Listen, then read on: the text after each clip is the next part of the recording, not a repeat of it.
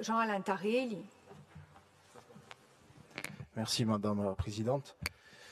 Merci Monsieur Inchiguer pour la présentation de ce rapport d'orientation.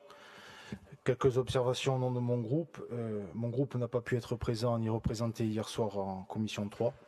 Donc j'en profite maintenant pour faire quelques remarques qui déboucheront sur quelques questions. Le rapport constate un rebond économique et une baisse du chômage. Malgré toute notre économie est qualifiée de croissance appauvrissante. Nous sommes sur une île de paradoxes. Nous sommes la région la plus pauvre et pourtant l'épargne y est très importante. Nous sommes la région la plus pauvre et pourtant nos jeunes seraient les plus riches comparés à d'autres régions. Nous sommes la région la plus pauvre et pourtant nous avons le parc automobile le plus luxueux et récent. Quel parking de lycée d'une autre région peut se prévaloir d'avoir autant de voitures sans permis stationnées devant ces grilles? Pour revenir sur le rapport à proprement dit, vous nous parlez du CDI saisonnier, pourquoi pas? Notre député honoraire de Corse du Sud, Camille Rocasière, l'avait esquissé en commission des finances à l'Assemblée nationale il y a déjà 7 ans. Mais il faudrait se poser la question de savoir pourquoi l'hôtellerie ne mobilise pas le contrat intermittent. De toute évidence, il n'y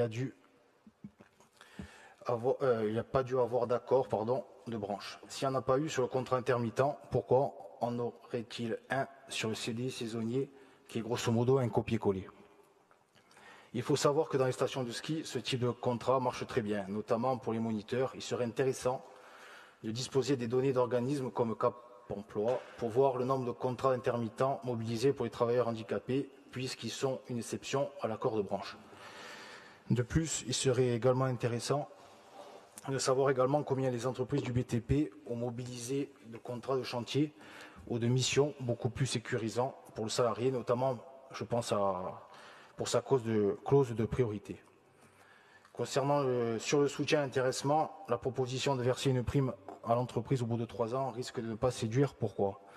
Parce que se pose la question de la trésorerie à ne pas confondre avec le chiffre d'affaires.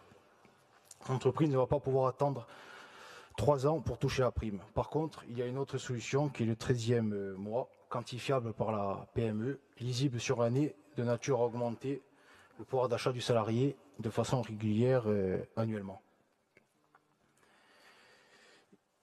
Je parlerai maintenant du CPF, du compte personnel de formation. Il serait intéressant de savoir combien de salariés ont mobilisé leur CPF. Nous craignons qu'il y en ait très peu, et si on veut comprendre pourquoi, avant de s'engager dans un accompagnement financier. Le CPF permet une réorientation, mais aussi une montée en qualification au sein de la même entreprise, ce qui correspond à l'objectif que se fixe ce rapport. Se pose également la question du nombre d'entreprises pratiquant l'entretien annuel d'évaluation qui permet de comprendre les attentes du salarié et évite bien souvent le turnover. Concernant la formation, vous l'avez évoqué dans votre propos, ne serait-il pas intéressant, si ce n'est déjà fait, de quantifier le nombre de départs à la retraite sur 5 ans et d'adapter les formations au départ prévu? On va là vers une formation à la carte, ça peut être compliqué d'un point de vue logistique, mais l'adéquation aux besoins du terrain serait fructueuse. Il serait urgent de définir des axes de spécialisation. Il paraît urgent également de faire le choix de l'économie que l'on veut.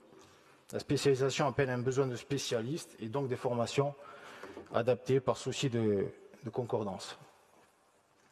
Il faut intégrer cette dimension, je dirais, dans une vision territoriale dès maintenant. Pour conclure, Monsieur le Président de l'ADEC, attention que notre collectivité ne se substitue pas au secteur privé au point d'en devenir un garde-fou. L'idéal serait de trouver un juste milieu entre interventionnisme et laisser faire. Je vous remercie.